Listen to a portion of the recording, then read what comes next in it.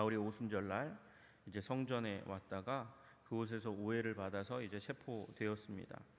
오해받은 것은 그가 이제 성전과 율법을 그리고 하나님을 아주 가볍게 여기고 무시하고 그리고 그 질서를 굉장히 어지럽히는 사람이라는 그런 죄목이었습니다. 그래서 죽이려 하는 그 가운데서 이제 그 소동을 받고 출동한 천부장이 그를 살렸죠. 그리고 말할 기회를 얻어서 바울이 자기 자신을 변호하는 말을 하는 것이 22장 1절부터 이제 우리 20절 21절까지의 말씀입니다. 요지는 그거예요. 내가 배신자가 아니라는 것입니다.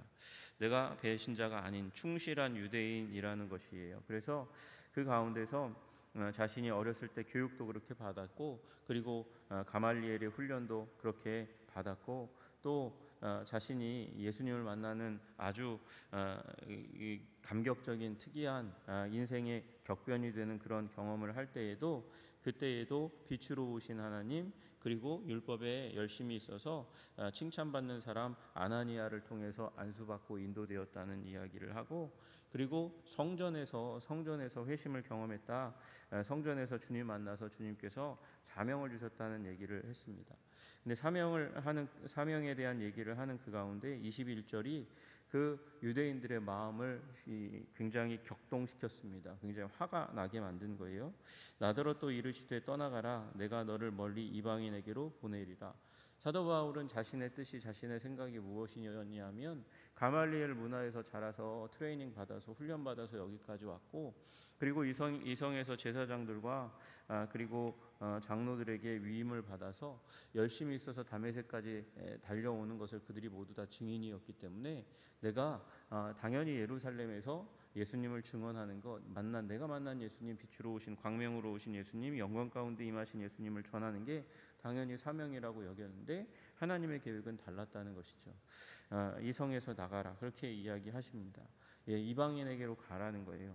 그 말을 듣고 22절에 보니까 그들이 소리를 지릅니다. 듣다가 소리 질러 이르되 이러한 자는 세상에 없애버릴 자라 살려둘 자가 아니라 하는 어떤 한 사람의 큰 목소리가 있었고 그 말에 따라서 사람들이 떠들고 옷을 던지고 티끌을 공중에 날렸다 이렇게 이야기하고 있습니다. 23절의 행동은 옷을 집어던지고 그리고 먼지를 공중에 날리는 일은 신성모독을 지금 눈앞에서 목도했다는 것을 표현하는 것입니다. 그래서 너무도 참남하고 너무도 비참해서 너무도 공포스러워서 그래서 옷을 찢고 티끌을 먼지를 집어던집니다. 먼지는 죄의 상징입니다. 그러니까 이 상황 가운데서 이제 바울을 향해서 이제 로마 정부가 없다면 로마 군인들이 지키는 그 지킴이 없었다면 반드시 바울은 죽었을 거예요. 그런데 이제 다행히 천부장이 바울을 영내로 데려가라 보호하라고 명령을 내렸고 끌고 가게 됩니다. 그런데 왜 문제가 됩니까? 22절에 이러한 자는 세상에서 없애버리자 살려둘 자가 아니라 왜 이렇게까지 이야기합니까? 이 사람들이 왜 무슨 이유 때문에 이렇게 이야기하는 걸까요? 여러분 첫 번째는 이런 이유입니다. 그들은 이방인에 대한 태도에 있어서는 이방인들이 유대인 되는 거 개종이라고 하는 문제에 대해서는 오케이였습니다. 좋다는 것이죠. 그러나 이방인들이 유대인 되는 것 없이 구원을 받는다? 하나님의 백성이 된다? 그것은 용납할 수 없는 문제라고 여겼기 때문에 그렇습니다.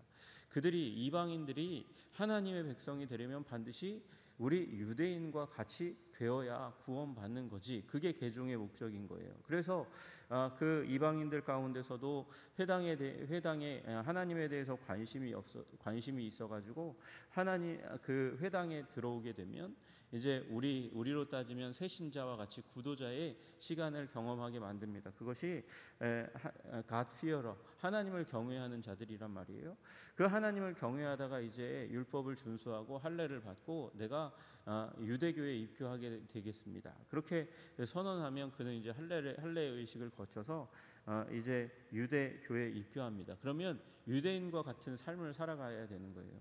문화적인 특징으로 율법으로 주신 그 모든 것들 그것이 문화에 배어 있는 유대인의 삶을 따라야 되는 것이죠. 그렇게 유대의 문화를 따라야만 그래야 하나님의 백성이 되는 것이라고 유대인들은 믿고 있었어요. 그런데 이 도를 따르는 자들, 예수 그리스도를 따르는 자들은 다른 방식을 취하는 것이죠. 그들은 복음을 전하기만 하면 그 복음의 본체이신 예수 그리스도를 구주요 주님으로 믿고 그리고 회개하고 세례를 받으면 하나님의 백성이 된다고 그렇게 가르치는 것이죠. 그리고 사도 바울은 그런 면에서 이방인들에게 있어서 유대인들은 문화적인 표지, 그러니까 거룩을 표현하는 문화적인 표지가 할례이고 그리고 율법이니까 당연히 유대인 가운데 회심한 자는 유대의 율법을 그 삶 가운데 거룩의 표현으로 표현하면서 살아야 하는 것이지만 이방인들은 그렇지 않다고 사도 바울은 믿었어요. 그리고 그 부분이 사도행전 15장에서 확증되었습니다. 이게 초대교회의 고백이 된 거예요. 초대교회에서는 이제 예수 그리스도를 구주요 주님으로 믿기만 하면 이방인이 할례 받지 않아도 하나님의 백성이 되는 것이고 구약의 율법을 완전히 준수하지 않아도 하나님의 백성이 되는 것이다. 그 유대인들이 이방인들 가운데서 알려진 바 거룩에 대한 표지로 알려진 것, 목매어 죽인 것을 먹지 않고 핏째 먹지 않고 음행을 행하지 않는 그런 몇 가지의 사항, 4가지의 사항, 사도행전 15장에 이제 편지하기로 한 그 사항 이외에는 우리가 거룩의 표지로 여기지 말자. 그건 구원의 사항이 아니라 이제 건덕 사항, 거룩한 사람의 표지로 오해받지 않고 선교할 수 있도록 이방인들 가운데 그래서 그러한 표지로 준 것인데 그것에 대해서 못마땅한 것이죠. 기독교가 못마땅한 거예요. 어떻게 예수만 믿으면 하나님의 백성이 될 수 있는가 하는 율법주의자의 시선으로 볼 때 사도 바울은 여전히 참남한 자로 여겨져서 그를 향해서 이제 적의를 드러내고 분노하고 소리 지르고 죽이려 하는 일이 일어납니다. 그래서 만약에 그냥 로마 군인들이 조금만 사도 바울을 밀어냈더라면 사도 바울은 죽었을 거예요. 그리고 나서 이제 영내로 끌고 들어갔는데 천부장이 이 일이 도대체 지금 히브리 말로 이 일이 전개되었고 이 얘기된 가운데 경로가 일어나고 갑자기 잘 듣다가 이상한 반응이 일어난 거잖아요. 그러니까 이제 이 일에 대해서 진상을 알게 하겠다. 그래서 채찍질하라 그렇게 얘기합니다. 여러분 우리나라나 예전이나 다 마찬가지입니다. 사건의 진상을 제대로 고분고분하게 얘기할 리가 없는 없다고 생각하는 이 세계관 속에서는 고문이 진실을 토해내게 하는 가장 빠른 길이라고 그렇게 여기게 되니까 그래서 채찍질하여 신문하라 그렇게 명령을 내렸어요. 사도 바울이 그 명령을 들었는지 모르겠습니다. 들었다면 바로 그 자리에서 얘기했을 것인데 그 얘기를 듣고 온 병사가 아마도 바울을 이제 가죽줄로 매고 뒤에서 누군가가 이제 채찍질을 이렇게 시험 삼아 칙칙 하고 그러고 소리 내고 휘두르니까 그때나 돼서야 바울이 지금 나를 채찍질하려고 하는구나 그렇게 여기고 그리고 이야기합니다. 로마 시민된 자를 죄도 정하지 아니하고 채찍질할 수 있느냐 이렇게 얘기하는 것이죠. 여러분 그 시대 가운데서 채찍질은 예수님에게 예와 마찬가지로 채찍질은 아주 심각한 고문입니다. 심지어 이 채찍질을 하다가 영구적인 부상, 이 평생의 장애를 이제 얻게 되는 일들도 일어나고 잘못 채찍을 맞으면 이 채찍질로 말미암아 사망하는 일들도 다반사로 일어났습니다.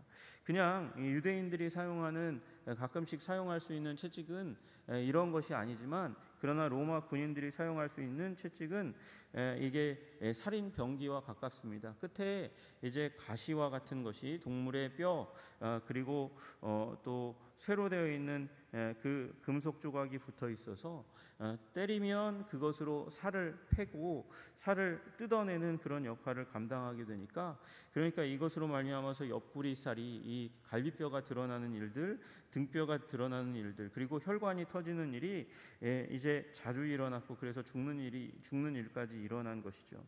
이 일이 일어나려고 하니까 사도 바울이 이제 위기를 감지하고 그리고 로마 시민된 자를 죄도 정치 아니하고 채찍질할 수 있냐 이렇게 이의를 제기했습니다.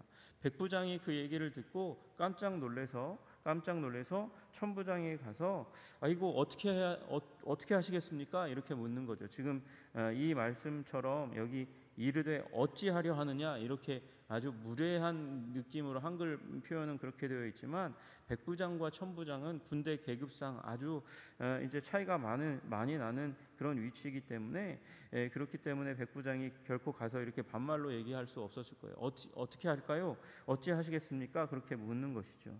그는 로마 시민이라고 합니다. 그렇게 얘기하니까 천부장이 깜짝 놀라서 바울에게 달려옵니다. 그리고 말합니다. 네가 로마 시민이냐? 왜 로마 시민이냐 깜짝 놀랐냐면 로마 시민은 이제 함부로 채찍질할 수 없습니다. 형벌을 줄 수 없습니다. 그러니까 이 결박한 것 그 하나만으로도 문제가 되는데 채찍질하려고 시도까지 했으니까 이제 혹시 자기가 실수했으니까 그가 과연 로마 시민 어떤 종류의 로마 시민인지를 물으려고 온 것이죠. 로마 시민이 되는 길은 이 천부장이 얘기한 대로 돈을 많이 들이는 것입니다. 돈을 많이 들여서 행정적인 절차를 밟아서 로마 시민이 되는 거예요. 누구한테 돈을 들여야 되냐면 물론 수속을 밟는 데도 돈이 들어가겠지만 이 로마 시민은 후견인이 없으면 자기를 보증하는 사람이 없으면 로마 시민이 될 수가 없어요. 그러니까 보증하는 사람에게 돈을 드려야 됩니다. 나에게 보증이 되어 주셔서 내가 로마 시민 되도록 도와주십시오. 그렇게 할 때에 정한 금액이 있고 그 정한 금액을 그 보증인의 이름에 따라서 천차만별로 드릴 수밖에 없는 그 가운데 있으니까 자기는 돈을 들여서 이렇게 시민권을 얻었다 이렇게 얘기합니다. 물론 천부장은 자기의 후견인을 얘기할 필요가 전혀 없습니다. 지금 이 천부장이 의도한 것은 무엇이냐면 사도 바울이 어떻게 시민권을 얻었고 그 시민권을 얻게 하는 가운데 어떤 후견인을 두었는지를 알고 싶은 거예요. 그 후견인이 이름 있는 사람, 이 명성 있는 사람이라면 더욱더 위기에 빠질 수 있기 때문에 그렇습니다. 그런데 사도 바울의 말은 아주 의외의 말이었습니다. 그의 말은 나는 나면서부터다 이렇게 이야기하는 거죠. 나는 나면서부터 로마 시민이고 그것은 부모님에게서 물려받은 것이다 그렇게 이야기하는 것이죠. 여러분 이 세습이 되는 시민권의 경우는 어떤 로마 정부에 대해서 아주 큰 공헌자가 아니면 얻을 수 없는 것입니다. 그런데 그 공로로 말미암아서 시민권을 얻었다고 이야기하니까 이게 굉장히 확실한 지체가 높은 그런 로마 시민이라는 것을 알게 된 것이죠. 그래서 이 천부장이 깜짝 놀라서 신문하려던 사람들이 바울에게서 물러갑니다. 천부장도 그가 로마 시민인 것과 그냥 결박했다는 그것 하나만으로도 자기의 신변에 위협이 되지 않을까 두려워하는 일이 일어나게 된 것이죠. 사도 바울은 왜 여기에서 지금 자기의 시민권을 이야기했습니까? 여러분 사도 바울은 지금 굉장히 의도적인 방법으로 이 오순절날 올라왔고 그리고 하나님의 인도하심 가운데 서 있다는 것을 깨달아 알면서 이 얘기를 한 것일 거예요. 여러분 사도 바울은 오기 전부터 계속해서 내가 로마에 가야 한다는 이야기를 자기가 세웠던 교회 그리고 자기가 영향력을 미치는 교회에 계속해서 얘기해 왔습니다. 사도 바울은 지금 하나님의 은혜와 능력 가운데서 자기가 전하고자 했던 자기가 가슴 가운데 품고 있었던 자기 민족을 향한 복음의 선포와 더불어서 또한 로마로 가고자 하는 계획을 하나님이 주시는 확신 가운데 인도함 가운데 저는 말하고 있다고 믿습니다. 사도 바울은 로마에 가요. 그리고 이 일로 말미암아 이 과정들을 통해서 결국 사도 바울은 로마로 압송됩니다. 왜요? 상고했기 때문에 그렇습니다.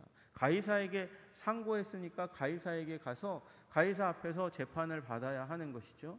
그렇게 이제 사도 바울은 의도적으로 죄수의 몸으로 로마로 가려고 하는 목적을 하나님의 인도함 가운데 밟아가는 것이죠. 여러분 로마로 가는 길은 험한 길입니다. 비용도 많이 듭니다. 길에서 강도를 만날 수도 있고 어떤 위험을 만날지 알 수가 없습니다. 해의 위험, 일사병, 월사병, 이 달의 위험도 있습니다. 그리고 그 가운데서 어떤 열정적인 유대인을 만날지 알 수가 없습니다. 그 가운데 위험이 도사리고 있는 거예요. 그 가운데 이제 죄수로 간다는 것은 로마 정부의 이 비호를 받으면서 그리고 그 가운데서 비용을 아껴가면서 안전하게 로마까지 가고 그리고 로마로 가서 여러분 이 사도행전의 마지막은 로마 그 감옥 가운데서도 여전히 하나님 나라를 전파하는 바울을 보게 되는 것이죠. 하나님께서는 그의 시민권까지도 허락하여 주셔서 그리고 사도 바울은 그 시민권을 이용해서 위기를 벗어나는 것을 단순히 목적하고 있는 것이 아니라 계속해서 하나님의 복음 전파하는 것, 그것이 그의 인생의 목적이었습니다. 그렇게 따지면 우리 사도 바울의 인생이 하나님의 복음을 전파하기에 아주 적합하게 준비된 인생이라고 이야기할 수 있는 것이죠. 신분도 마찬가지고 어렸을 때 가정적인 분위기가 율법에 열심히 있어서 어렸을 때부터 율법 훈련을 받았고 그리고 또 힘이 있어서 유학하겠다고 하니까 이제 유대 예루살렘으로 보내서 가말리엘 문화에서 훈련받게 만드셨던 그 모든 것, 그의 시민권 탄생의 부분부터 시작해서 복음을 위해서 준비된 것이라고 그가 여기고 그것을 최대한 풀파워로 사용하려고 하고 있는 것이죠. 여러분, 우리들도 우리 삶 가운데 우리 애가 사랑하는 이들에게 복음 전할 수 있는 하나님께서 기회를 주셨고 또 그리고 그 모든 필요한 부분들을 여호와 이레의 하나님께서 준비하신 줄로 믿습니다. 그리고 그것을 우리가 우리의 삶을 통해서 이루어 드리는 것이 하나님의 뜻이고 그것을 이루어 가는데 은혜를 받는 것이 형통인 줄로 믿으시기를 주님의 이름으로 축복합니다. 요셉이 하나님이 주신 꿈으로 말미암아서 하나님 그 꿈을 따라가다 보니 하나님께서 이집트의 재상이 되게 하시는 국무총리가 되게 하시는 하나님의 은혜를 받았습니다. 그런데 그게 무슨 의미가 있습니까? 이 애굽 땅 가운데 그리고 애굽 땅 주위에 오게 될 온 땅 가운데 있는 기근으로 말미암아서 자신의 아버지가 죽고 자신의 형제들이 다 죽는다면 그것이 무엇이 의미가 있겠습니까? 그 꿈을 쫓아왔더니 국무총리가 되었지만 그 꿈을 다시 한번 기억해 보니까 형들이 와서 자기에게 고개를 숙여야 되는 그 과업이 아직 남아 있는 거잖아요. 그래서 요셉은 자기 단이 간 것이 아니라 형제들의 단이 와서 인사한 것이기 때문에 기다리는 영성을 베풉니다. 그리고 형들이 왔을 때 형들을 시험합니다. 정말 형들이 변화되었나? 내가 하나님 안에서 그 오랜 세월 동안 변화되었던 것처럼 형들도 변화되었는지를 고민하고 묻고 그리고 테스트할 때에 우리가 동생을 판 일로 말미암아 아버지를 힘들게 했고 우리가 이렇게 고난을 받는구나 하면서 눈물을 흘리는 형제들을 보면서 요셉도 눈물을 흘렸다는 장면을 우리는 창세기에 만납니다. 그리고 그런들 무슨 의미가 있겠습니까? 구원할 수 없다면. 그런데 하나님이 주신 꿈대로 형제들을 구원하는 아름다운 장면을 만나게 됩니다. 그는 시대적인 사명을 감당했지만 그러나 또한 그 가운데서 형제들을 구원하고 아버지를 만나는 하나님의 비전을 이루게 되는 것이죠. 여러분, 온 천하를 구한들 내 영혼을 구하지 않으면 그것이 무슨 의미가 있고 내 영혼을 구하고 온 천하를 구한들 내가 사랑하는 하나님께서 맡기신 우리 가족들을 하나님께로 인도하지 않는다면 그것은 얼마나 가슴 아픈 우리의 숙제가 되겠고 가슴 아픈 이 상황이 되겠습니까? 그러므로 우리 주님께서 주신 사명과 비전을 우리 가운데 이룰 수 있는 모든 중요한 것들을 우리 가운데 주셨다고 믿고 오늘도 순종의 삶 살아가시기를 주님의 이름으로 축복합니다. 사도 바울이 내가 가진 이 율법의 교육들 그것이 좋은 것이라는 것을 알았고 하나님께서 이 시민권을 사용하게 하실 날이 오겠거니라는 믿음이 있었어도 오늘 이렇게 사용할지는 몰랐을지 모르겠습니다. 우리 인생 가운데서도 주님께서 내게 주신 내 과거의 것들 그것을 언제 사용하는지 우리는 잘 알지 못한다 할지라도 걸어가다 보면 그 가운데 주님께서 우리에게 주시는 인도하심이 있고, 우리 가운데 우리의 마음과 생각 가운데 기도와 말씀 가운데 주신 지혜와 명철이 있어서 여호와 이레의 하나님이 준비하신 것을 깨달아 알고 붙잡을 수 있게 하실 줄로 믿으시기를 주님의 이름으로 축복합니다. 물론 이 한 자신의 시민권을 가지고 있다고 얘기한 일들로 말미암아서 취조는 끝나지 않았습니다. 계속되어집니다.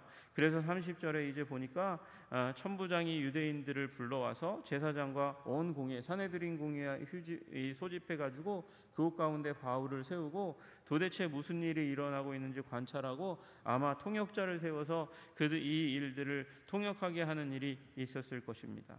여러분, 우리 삶 가운데 주님께서 주신 우리 약속을 기억하시며 살아가십시오. 약속이 없다면 주님, 내 남은 인생 가운데 주님 나라와 영광을 위해서 이루어드릴 일이 무엇이 있을까요? 주님, 나를 가르쳐 주십시오. 그러면서 기도할 때 주님께서 우리의 마음을 뜨겁게 하는 비전이 샘솟게 될 줄로 믿습니다. 여러분, 우리는 성령 받으면 미래지향적인 사람이 되는 거예요. 여러분, 어린아이와 젊은이와 늙은이도 그렇습니다.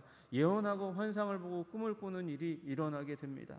미래를 바라보면서 하나님의 뜻을 생각하고 그것을 이루어드리는 열망으로 남은 인생을 살아가려고 하는 것, 그것이 사명이고 비전입니다. 하나님의 목적이라고 이야기하는 것입니다. 사도 바울은 그것에 의해서 지금 위험을 돌파하고 신변의 위협을 돌파하고 한 걸음 한 걸음 자신의 과거 주신 모든 자원 여호와 이레의 하나님을 붙들고 한 걸음 한 걸음 나아가고 있습니다. 여러분, 우리들의 삶의 과거, 우리 아픔도 있고 괴로움도 있고 실수도 있지만 그 모든 것을 덮으시는 하나님의 은혜와 권능 가운데서 우리 기도 간구하며 우리 말씀 가운데서 주님께서 주시는 비전을 또 한 손에 붙들고 주님과 함께 전진해 나아가며 주님께 영광이 되는 인생, 사명을 이루어드리는 인생, 가슴 벅찬 비전을 이루어드리는 것으로 형통을 경험하는 인생 다 되시기를 주님의 이름으로 축복합니다. 오늘도 그 삶을 그 비전에 사로잡혀서 꿈에 사로잡혀서 주님과 함께 동행하시는 우리 한성의 백성들 다 되시기를 주님의 이름으로 축복합니다. 기도하겠습니다. 하나님 아버지, 우리 사도 바울이 한 걸음 한 걸음 주님께서 주신 그 인생의 자원과 그리고 비전과 꿈과 사명을 붙들고 나아갑니다. 이스라엘과 이방인과 임금들 앞에서 네가 나를 증언할 것이라고 아나니아에게 말씀하셨던 그 비전을 지금 자신이 인생 가운데 주셨던 그 하나님의 놀라운 자원, 가정적인 배경, 로마 시민권을 또 한 손에 붙들고 전진해 나가면서 주님께 영광을 돌리려 합니다. 주님, 우리도 이렇게 살아갈 수 있도록 주님 도와주시고 인도하여 주시옵소서. 아버지, 하나님을 사랑하는 자 곧 그 뜻대로 부르심을 입은 자들에게는 모든 것이 합력하여 선을 이룹니다. 비록 내 인생의 시작이 어렵고 힘들고 연약하였어도 주님께서 주시는 은혜로 말미암아 굳건하고 완전할 것을 믿으며 주님께서 합력하여 선을 이루실 것을 믿으며 또한 주님께서 예수 믿는 가운데 주신 비전과 꿈과 소명을 하나님 내 삶 가운데 이루어드리기를 소망하며 한 걸음 한 걸음 나를 인도하시는 주님, 아버지, 그 주님을 따라 아버지 전진해 나가면서 주님의 뜻을 이루는 형통의 삶을 살아갈 수 있도록 주님 우리를 붙들어 주시고 인도하여 주시옵소서. 나의 갈 길 다 갈 때까지 주님께서 형통을 이루실 줄로 믿습니다. 무엇보다도 내 안에 주님의 형상을 이루소서. 예수님을 닮는 인생 아버지 또한 살아갈 수 있도록 주님 도와 주시옵소서. 예수님 이름 받들어 기도드리옵나이다. 아멘.